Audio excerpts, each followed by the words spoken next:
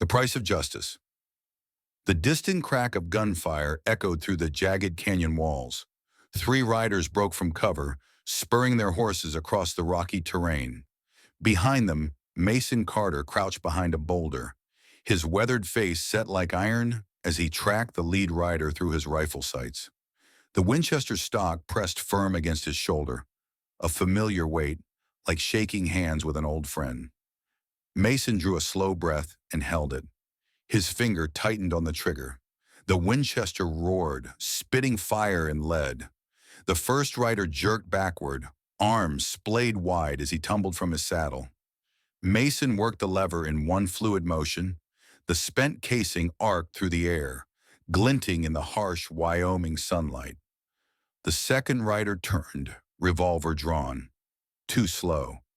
Mason's second shot caught him square in the chest, throwing him against his horse's neck before he slid to the ground.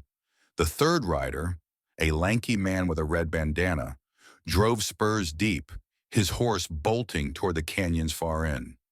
Mason aimed, then lowered his rifle. The range was pushing 800 yards, and he wouldn't waste ammunition on unlikely shots. That wasn't how he'd survived this long. "I'll find you," Mason muttered, watching the distant figure disappear around the canyon bend. "That's a promise." Rising from cover, Mason surveyed the scene. 5 of his cattle lay scattered across the canyon floor, dead, their valuable hides slashed. This wasn't simple theft. This was a message. Mason kneeled beside one of the fallen rustlers, noting the crude scorpion tattoo on the man's wrist. Blackwater Gang. Their reputation had been growing across 3 counties: robbery, extortion, murder. Now they were pushing into his territory. The veteran gathered his reins and swung into his saddle, Winchester still warm in his hand. At 45, Mason Carter carried himself with the rigid discipline of his military days.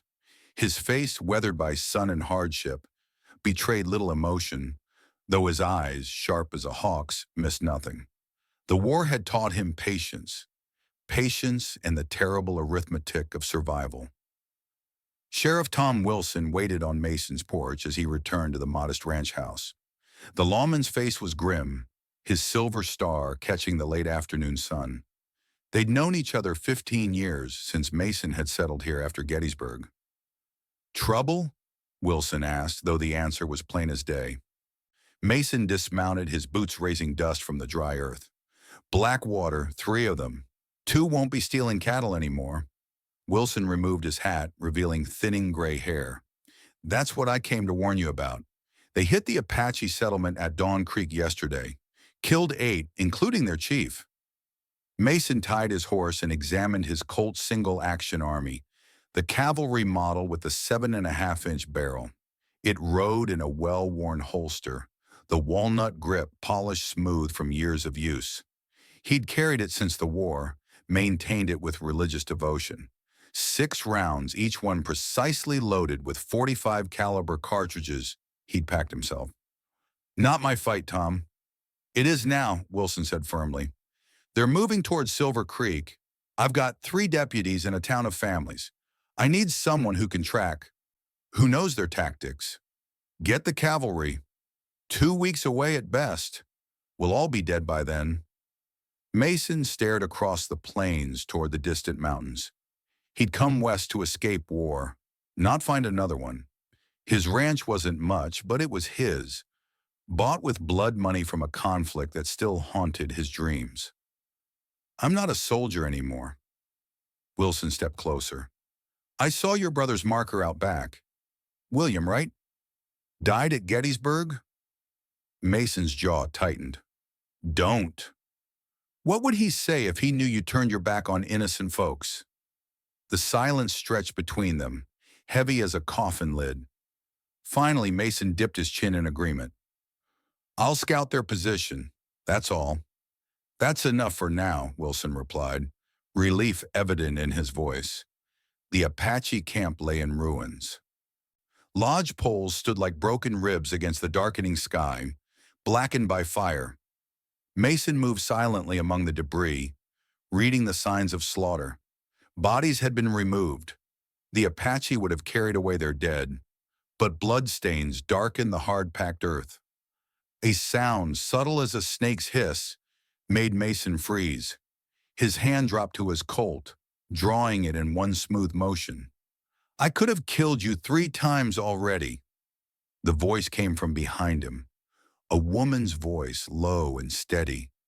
Mason turned slowly to find an arrow notched in a bow, drawn to full extension. Behind it stood a woman in her early 30s, her dark eyes hard as obsidian. She wore buckskin leggings and a blue trader shirt, her black hair bound in a single braid. "I'm not with them," Mason said, keeping his revolver pointed downward. "Then why do you follow their trail?" Her English was clear but carried the cadence of her native tongue. "To find out where they're headed next." She studied him, measuring truth against experience. "Silver Creek. They plan to burn it like they burned our homes."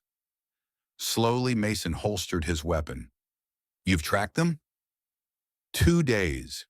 She lowered her bow but kept the arrow nocked. "I am Kaya, Mason Carter, the soldier who lives alone by the river." Recognition flickered in her eyes. "My father spoke of you. You brought medicine once, when the fever came." A flash of movement caught Mason's attention. A rider appearing on the ridge above them. The sun glinted off a rifle barrel, taking aim. Mason lunged, tackling Kaya as a shot cracked across the clearing. They rolled behind the remains of a lodge as a second shot splintered wood inches from Mason's head. Kaya had already recovered, arrow drawn. She released, the shaft whistling through the air to find its mark. A cry of pain echoed from above. Mason drew his Colt, firing twice at the ridgeline. The shooter tumbled forward, bouncing grotesquely down the rocky slope before coming to rest, motionless. "Scout!" Kaya said, already on her feet. "There will be more." Mason checked the body.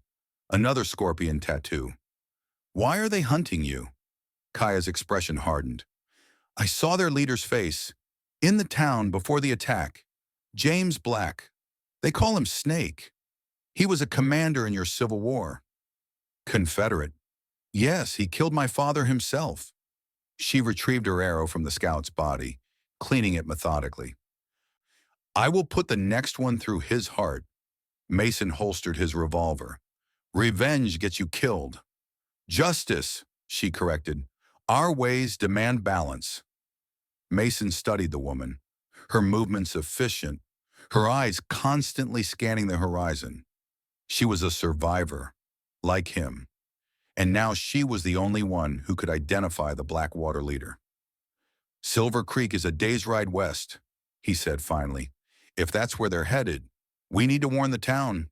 Kaya's expression remained stoic. "We ride together. I track, you fight." It wasn't a question.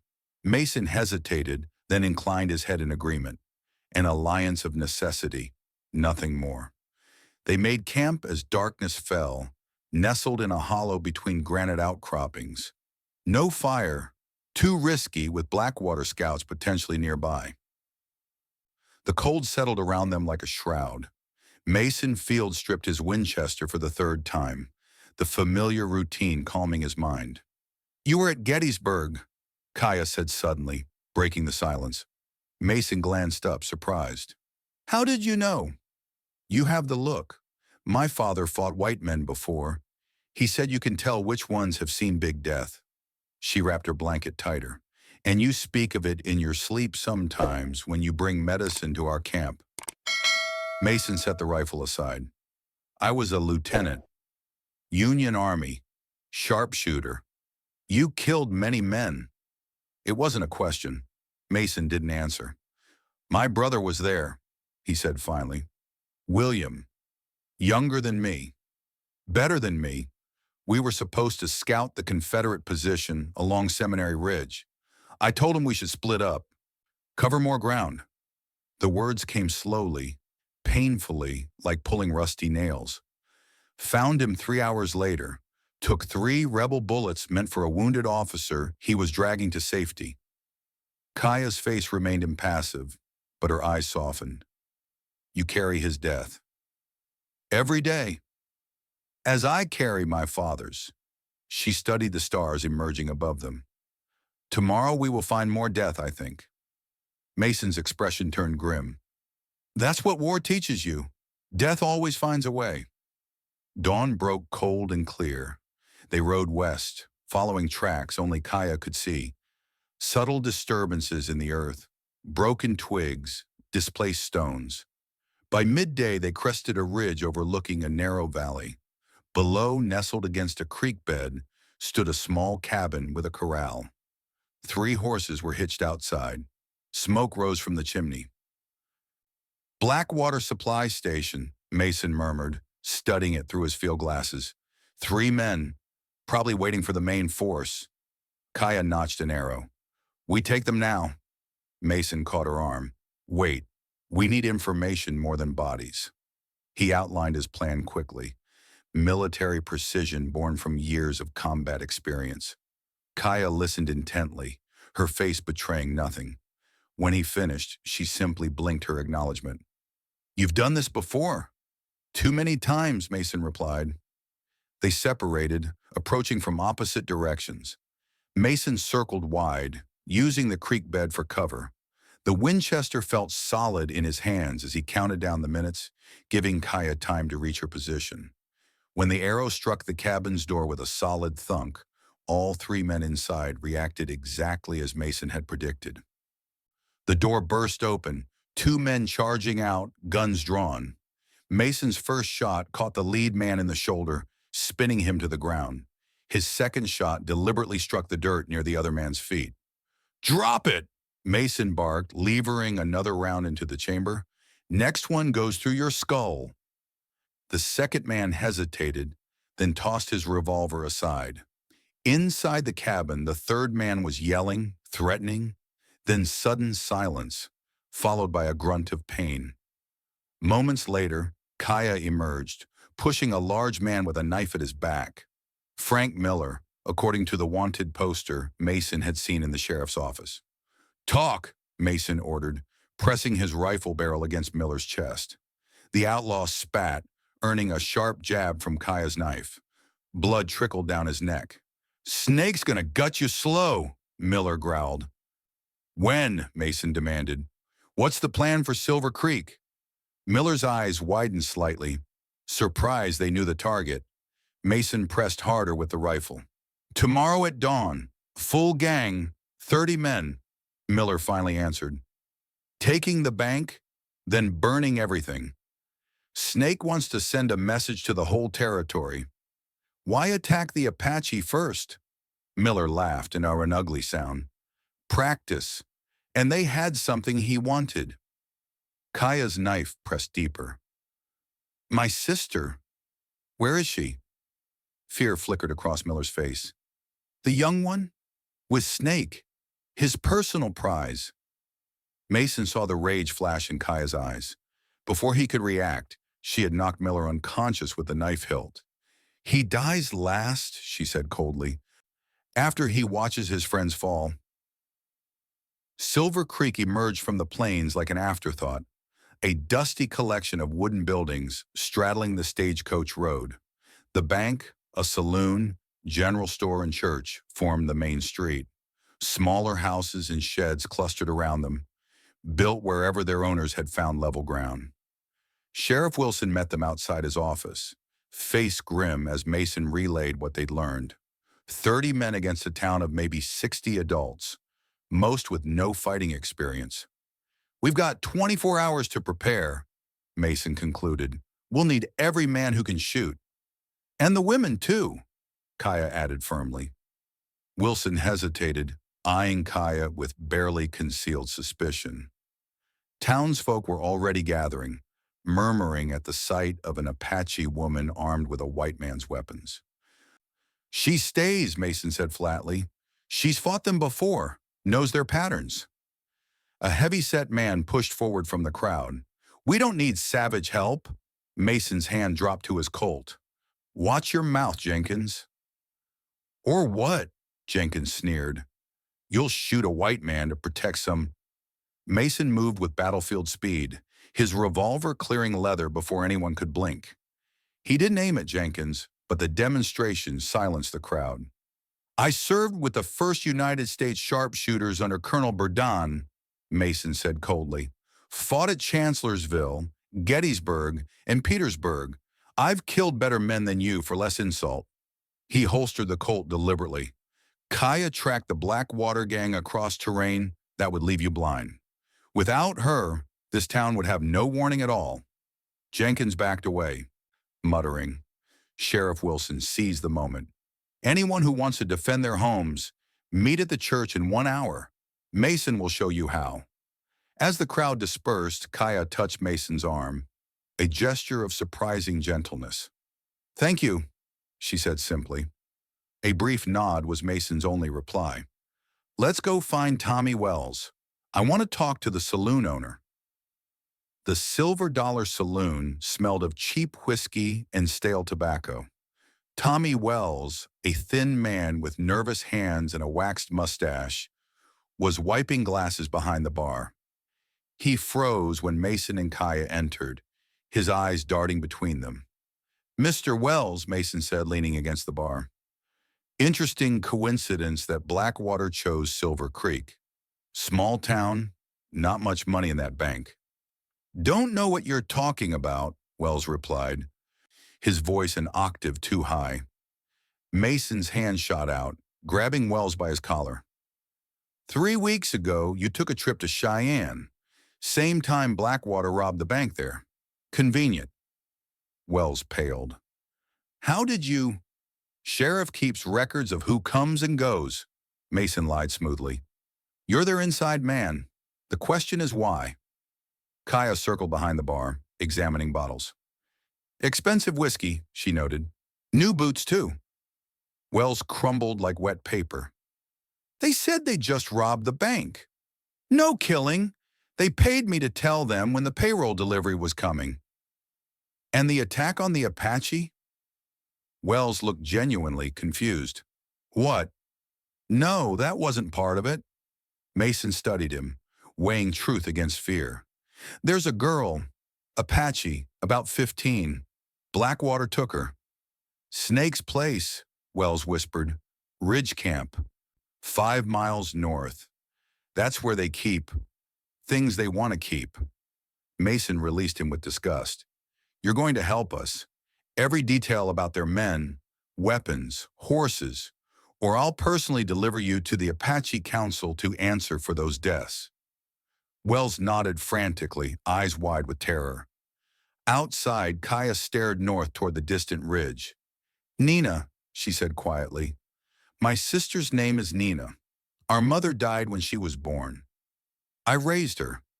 Her voice remained steady, but Mason recognized the pain beneath, the same pain he carried for William. "We'll get her out," Mason promised. "Tonight." The church buzzed with fearful voices as Mason outlined the town's defense. 20 men and 8 women had volunteered to fight. Mason organized them into groups, assigning positions based on shooting ability and courage. Storefronts would become fortifications.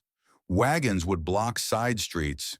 The women and children who couldn't fight would shelter in the stone-walled bank vault, designed with both external and internal locks for security in case of robbery. "Blackwater expects to ride in and find us sleeping," Mason explained, drawing positions in chalk on the church floor. "Instead, they'll face a prepared defense." A young woman raised her hand. "What about the girl they took? The Apache girl?" Mason glanced at Kaya, who stood silently in the corner. "Sheriff Wilson will lead the town defense. Kaya and I will rescue the hostage tonight, then return to help hold the town." The meeting broke, townsfolk hurrying to their assignments. As darkness fell, Mason inspected his ammunition one final time. The Colt revolver, fully loaded with 6 rounds. Winchester rifle, 14 rounds in the magazine, 1 in the chamber. Hunting knife, military sharp. Pocket derringer, a hideout weapon for last resort. Kaya approached, carrying a small bundle. "Medicines," she explained. "And this." She handed him a leather cord with a small stone pendant. "Apache protection. For the warrior path. Mason accepted it silently, tucking it inside his shirt. No words seemed adequate. I may not return, Kaya said suddenly. If Nina is there, get her to safety. That is all that matters. We both return, Mason countered. Or neither does. Something passed between them. Not affection, but the solemn understanding of those who face death together. A warrior's bond older than words. Ridge Camp perched atop a natural stone outcropping, offering clear views in all directions. A perfect defensive position. But Mason's years as a scout had taught him that even the strongest fortress had a weakness.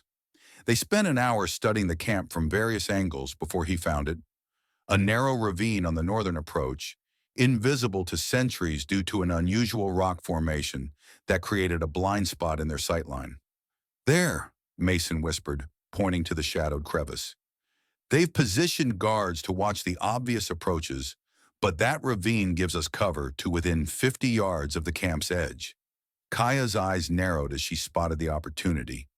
They are careless. Not careless, Mason corrected. Overconfident. That's how we'll beat them. Through his field glasses, Mason counted 3 campfires with approximately 10 men. Guards posted at regular intervals, except for the blind spot they'd identified. The main force must be camped elsewhere, Mason observed, preparing for tomorrow's attack.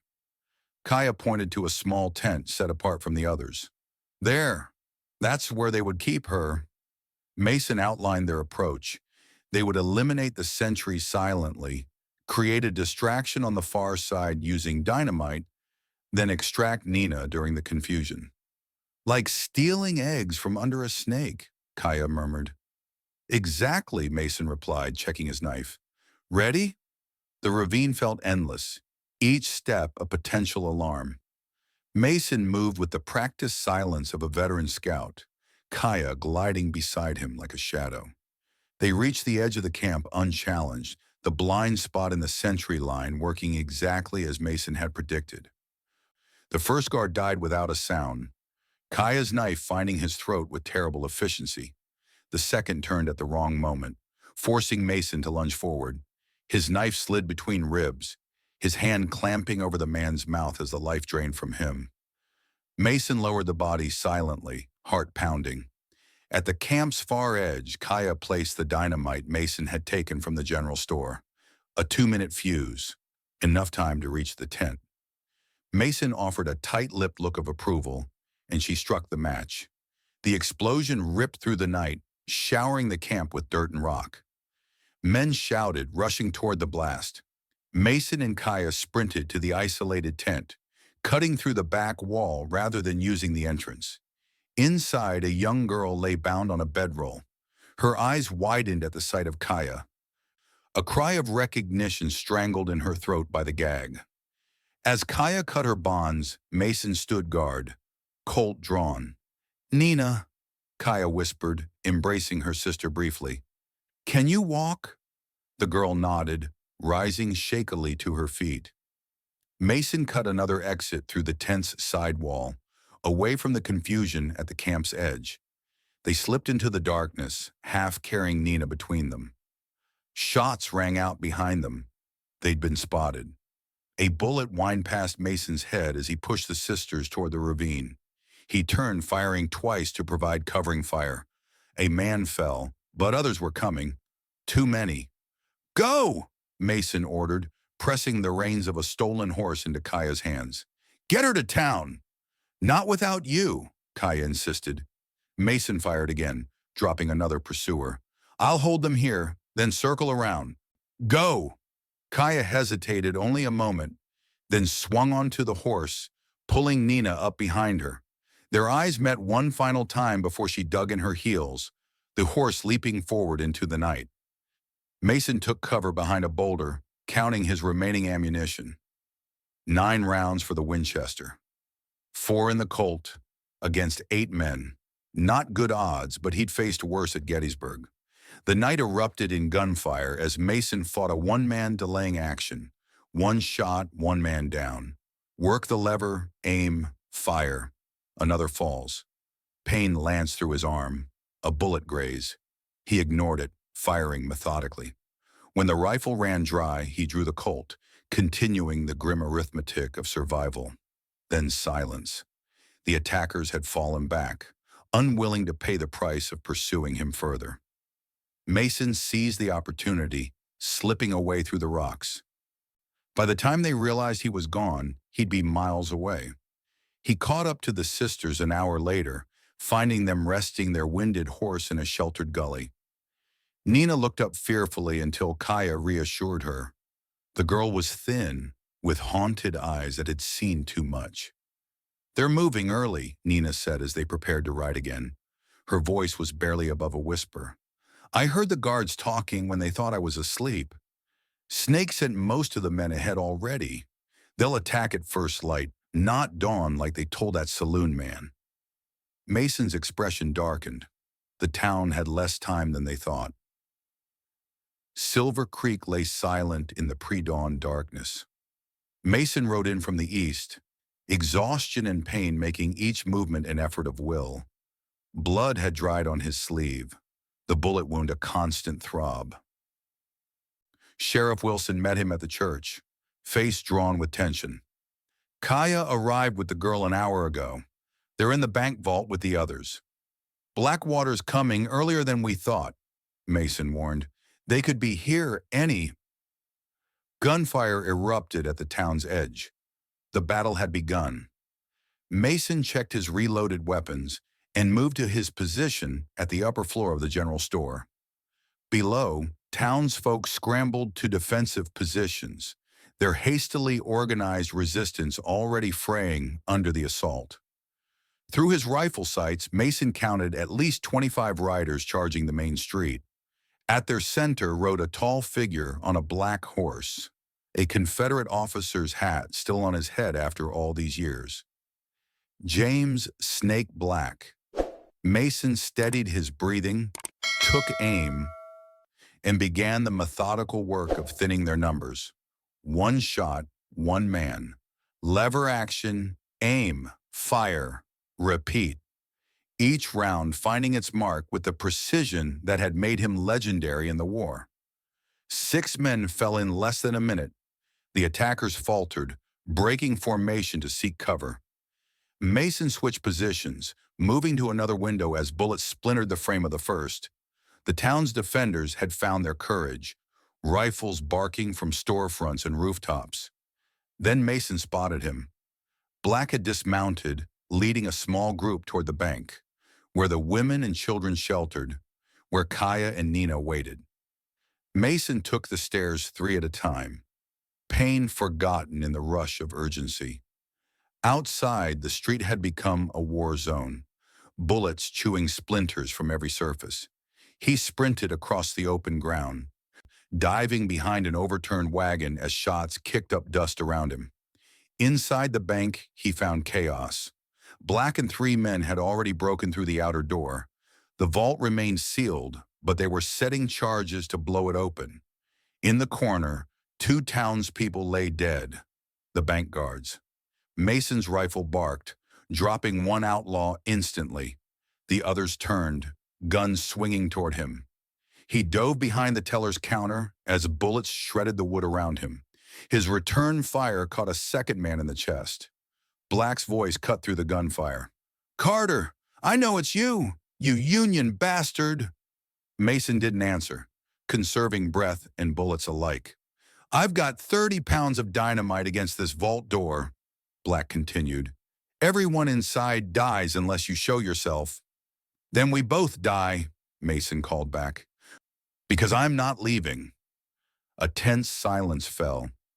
Mason ejected a spent shell from the Colt, replacing it with his last round. The familiar motion calmed his racing thoughts. He could hear Black conferring with his remaining man, their voices too low to make out the words. "Last chance, Carter," Black finally called. "Throw out your weapons. I'll give you the soldier's death you earned. Quick and clean." Mason thumbed back the hammer on his revolver. "Like you gave those Apache? Women and children?" "Casualties of progress," Black sneered. "This territory belongs to men who can take it." Not today. Mason tensed, preparing to make his move. The vault door suddenly swung open from inside. Before the outlaws could react, Kaya stepped out, bow drawn, an arrow already flying toward Black's remaining man. It struck with devastating force, the impact throwing him backward. Black fired, his bullet grazing Kaya's shoulder. She fell back as Mason lunged from cover, tackling Black to the floor. The outlaw's revolver skidded away as they crashed into a desk. Black was younger, stronger, but Mason fought with the desperation of a man with nothing to lose. They rolled across the floor, trading blows. Mason's war wound ached as Black landed a heavy punch to his ribs. The outlaw drew a knife, slashing wildly. Mason caught his wrist, straining against the blade, inching toward his throat. Black's eyes gleamed with malice, his face twisted in a triumphant snarl. The knife edge touched Mason's skin. A sudden thunk. Black's eyes widened in surprise. He looked down at the arrow protruding from his side, then up at Kaya, who stood swaying in the vault doorway, a second arrow already notched. Mason drove his knee into Black's wound, breaking free of his grip. He scrambled for his fallen colt, coming up with a revolver trained on Black's heart. The outlaw lay gasping on the floor, hand pressed against the arrow shaft. "Do it!" Black wheezed. "Finish it!" Mason's finger tightened on the trigger. One squeeze would end it. Justice for the Apache, for Nina, for all the innocents Black had killed. No! Mason kept the revolver trained on Black, but didn't fire. "You'll hang proper. Face the families of everyone you murdered." Outside, the gunfire was tapering off. The Blackwater gang, seeing their leader captured, was breaking apart, some surrendering, others fleeing into the hills. Sheriff Wilson appeared in the doorway, shotgun in hand. "It's over," Mason said, not taking his eyes off Black. "The snake's been caught." 3 weeks later, Mason stood at the edge of town watching a dust cloud approach from the east. The circuit judge had come and gone. Black and 5 of his surviving men had been tried, convicted, and hanged 2 days prior. Justice had been served, swift and final. Sheriff Wilson had offered Mason a permanent position as deputy, which he was still considering. The quiet days at his ranch now seemed emptier somehow, the solitude less of a comfort than it once had been.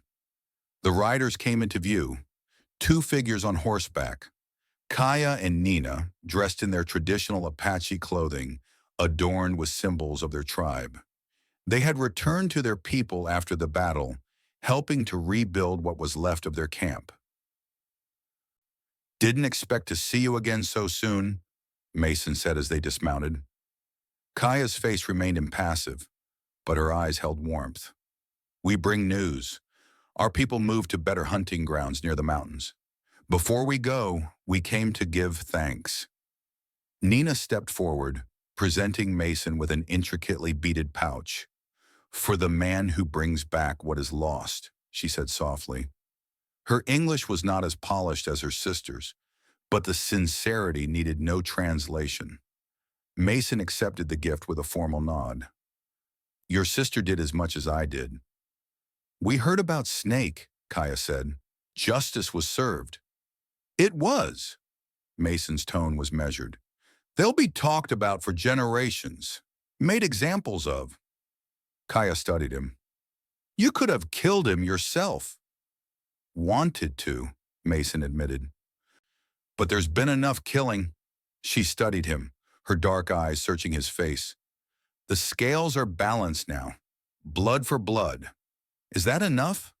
Kaya looked toward the distant mountains, toward her people's new lands. "It must be, or the killing never ends." She extended her hand, offering him his knife, the one he'd used to cut their way into the tent. "A warrior returns what is borrowed."